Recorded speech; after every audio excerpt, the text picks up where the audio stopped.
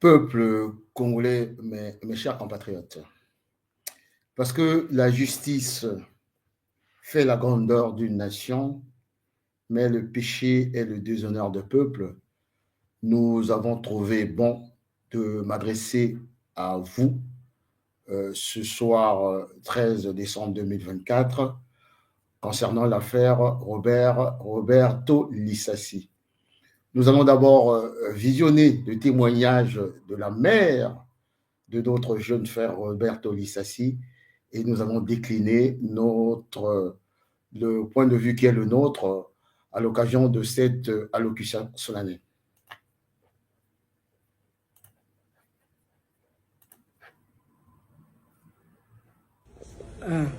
Ngai mama Roberto nayi lisusu lobe alaki le 13 mwana bimaki na tongo akendeki banzela na ye ndenge akende koluka makambo na ye akendeki ekoma ba 18h30 bakobenga biso balobi o mama boyaka awa bakangi Roberto ndenge nini bakobenga moninga ya Roberto moko babenge balobi yo benga Roberto ayaka na yo akoya bapesi moninga wana mbongo ale neve wana yali neve ya procureur Ngakala neve na ye ya mobali itwa Jérôme ye mutasali makambo wana aloué DBG ayi nango abombi na nzela babombi na nzela babengi Roberto ayi kokanga ye kobwaka ye na kati ya BG babotoli ye ba telefone na ye po bakeno tala bapel na ye nyonso tu baboto bambongo nde bakena kotika ye na central batambuse nde bambisana kotambusa na ba PSP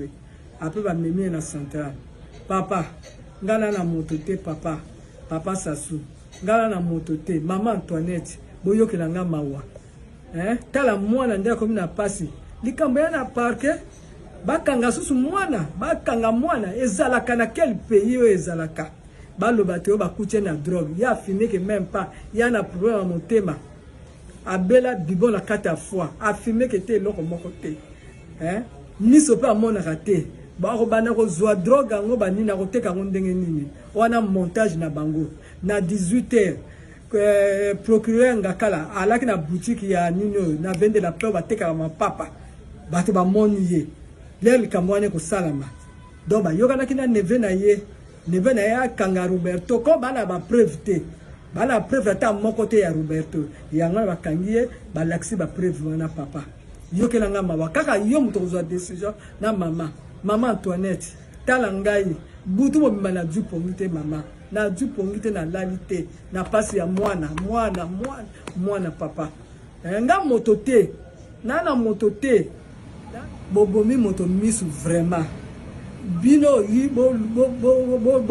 vanda bino bokomo luka suko kanga ye misu wana azotala te est-ce que basalaka bongo vraiment papa bino moko bona makanisité bona motema te papa obomi moto misu yo tinga lisu bato donc olingo boma su ya mibale wana olingo boma ya mibale wana osina na yeka mbala moko mwana mayele boye avanda kaka boye papa biso ba mama Roberto tolembi ngana koya kotikala motaka na bureau na yo na tribunal kuna na kotikala motaka papa Ngakala okoyoka ngai na koya na bureau po bomba kaka ngambala moko mwana fozala motema ya papa mwana miso etobuki zala motema ko papa nini likambo nini Roberto asaka politique te nini na Roberto nini papa ka mwana moke botika papa botika babiloko boko sali ko bima salite mokili bobe bakoyoka bino ko bima salite botika soka amenaka likaya botala makila na ye mama nga mukolo mwana ya na problème moteba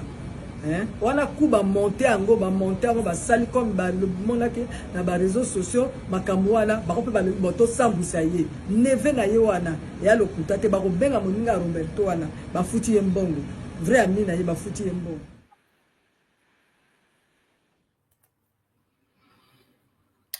Voilà ce témoignage poignant de la mère du jeune frère Lissassi Roberto. Aujourd'hui, mes chers compatriotes, au Congo-Brazzaville, nous devrons être tous des Lissassi. Aujourd'hui, 3 millions de nos compatriotes, jeunes mères, pères, doivent se reconnaître dans ce que vit le jeune Lissassi ainsi que la mère et les parents de ce jeune frère.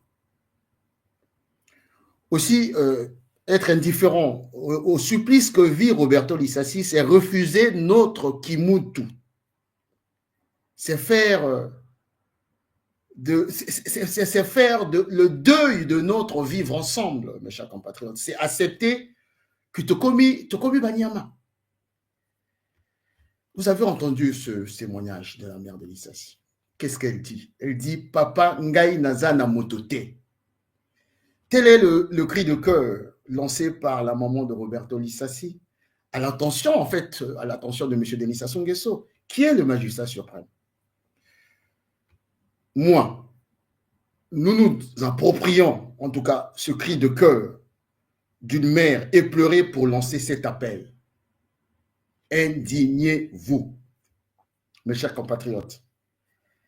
L'affaire Roberto Lissassi, de quoi s'agit-il? En fait, Roberto Lissassi est un jeune étudiant qui suivait de brillantes études de droit, et ce, grâce au sacrifice de sa modeste famille. Tout aussi son investissement personnel pour tracer un avenir radieux à lui-même et à sa famille.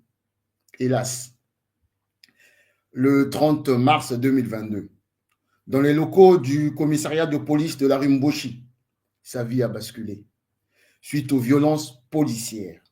En effet, sur instruction du capitaine Obora Mwesi, qui est par ailleurs le neveu du général Jean-François Ndengue, un règlement de compte d'une affaire privée s'est transformé en drame.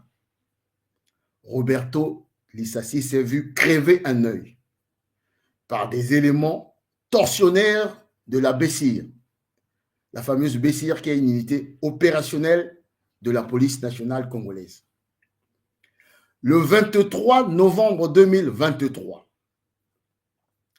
donc presque plus d'une année après, des tentatives vaines ont été enclenchées auprès d'un certain nombre d'officiers de la police nationale congolaise, en tout cas le haut commandement, pour trouver une solution. Mais tout ceci a été vain. La police nationale et la justice, après les vaines tentatives de la police nationale, j'allais dire, la justice s'est saisie de cette affaire. Et s'est saisie de cette affaire le 23 novembre 2023. Le capitaine Obara Mwesi prédisait déjà à cette époque le fait que le jeune Roberto Lissassi pouvait aller saisir la justice, mais la justice était dans leurs mains, étant entendu que ces éléments, c'est-à-dire les éléments de la BESIR dont il est le commandant, sont en faction chez le procureur de Brazzaville, M. Okongakala. Face au blocage manifeste du parquet, constaté par ses conseils, dont maître Éric Ibwanga, une procédure d'incitation directe auprès du tribunal de grande instance de Brazzaville a été intentée. Et un vice de procédure a été plus ou moins intenté tout aussi par le parquet, mais cela a été rejeté. On arrive le 11 novembre 2024. Une première audience s'est tenue au tribunal de grande instance de Brazzaville grâce à la diligence de Madame Stella Yoka, magistrate. Audience au cours de laquelle le capitaine Obora Mwesi a reconnu les faits. On arrive à une deuxième audience. Le 9 décembre 2024, donc lors de cette seconde audience, la procédure est violée de façon flagrante. Sous prétexte d'un conflit de compétences de la juridiction saisie, c'est-à-dire le tribunal de grande instance de Brazzaville, et selon toute vraisemblance, le procureur au Congo-Kala aurait retiré le dossier via le greffier, le nommé Oko Désiré de Oko. Le 11 décembre 2024, donc il y a à peine 2 jours, dans le cadre de la Journée internationale des droits humains, suite à ce qui s'est passé le 9 décembre 2024, M. Roberto Lissassi, un garçon brillant, structuré, a pris à témoin l'opinion congolaise, l'opinion internationale à travers les médias dont Ziana TV, pour dénoncer en fait l'injustice et la forfaiture dont il est victime depuis plus de 2 ans.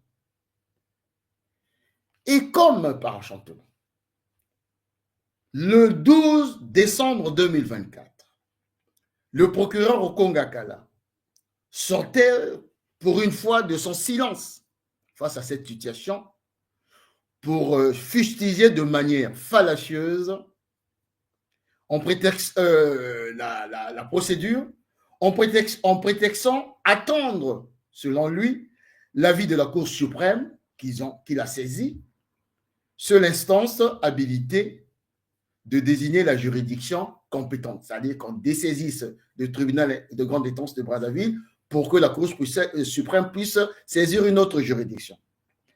Mais c'est une hérésie, mes chers compatriotes. Parce que, étant entendu que le capitaine Obara Moussé serait un officier de police judiciaire, donc, selon M. Okongakala, ce dernier ne peut être jugé devant ce tribunal de grande instance de Brazzaville. Mesdames et messieurs, mes chers compatriotes, cet argument est fallacieux. Parce que M. Obara Moussé fait partie d'une unité opérationnelle, selon mes connaissances minimes en droit, sinon le droit administratif, il ne fait pas partie de la police judiciaire. Donc, ce n'est pas un officier de police judiciaire. Toujours le soir du 12 décembre 2024, donc hier, une alerte, nous avons été réveillés au sujet de la disparition du jeune Roberto Lissassi, signalé par sa famille. Tard dans la nuit, nous allons apprendre avec stupéfaction, excusez-moi, que ce dernier a été arrêté pour soi-disant consommation de chanvre dans un fumoir dans le cadre de l'opération dite coup de poing. Et nous avons tous dormi, comme la maman, ce qu'elle disait tout à l'heure, dans l'émoi, dans l'étonnement. Et le 13 décembre 2024, c'est-à-dire ce matin, le traquenard se referme sur le supplicié, notre jeune frère Robert Lissassi. Tel un Zorro des tropiques, urgence absolue, M. Okongakala va convoquer la presse pour présenter notre jeune frère Roberto Lissassi, bien habillé, propre, aux côtés des présumés malfrats. Mes chers compatriotes, les témoignages des riverains et les témoignages de la maman que nous venons de suivre tout à l'heure, donc des riverains au lieu de l'arrestation, sont venus mettre à nu, en fait, la mise en scène théâtrale, orchestrée et appliquée par M. Okongakala. Mes chers compatriotes, en réalité, nous sommes en présence du même mode opératoire, à savoir le triptyque manipulation, complot, violence.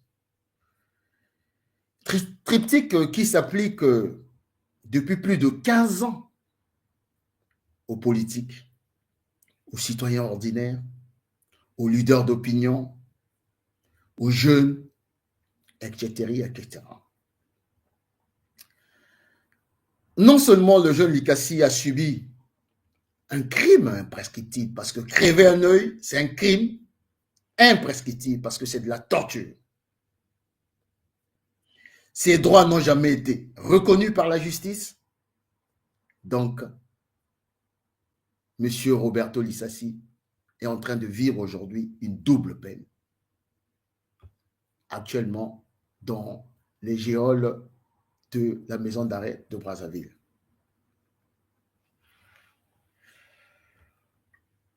Aujourd'hui, mes chers compatriotes au Congo-Brazzaville, nous avons le regret de constater qu'il y a des sous-citoyens, des esclaves, des laissés pour compte, qui n'ont que des devoirs, mais aucun droit. Et c'est la jeunesse de notre pays sacrifiée. Ce sont les travailleurs de notre pays sacrifiés. Ce sont les retraités, ce sont les mères, ce sont les pères, c'est-à-dire tous ceux qui n'ont ni soutien, ni parapluie, peut-être un nom à consonance, peut-être faisant partie d'une famille régnante, peut-être une connivence ou une acquaintance avec des cercles ésotériques. Et de l'autre côté, le régime et les oligarques du régime ont mis en place leur propre police, leur propre armée, leur justice.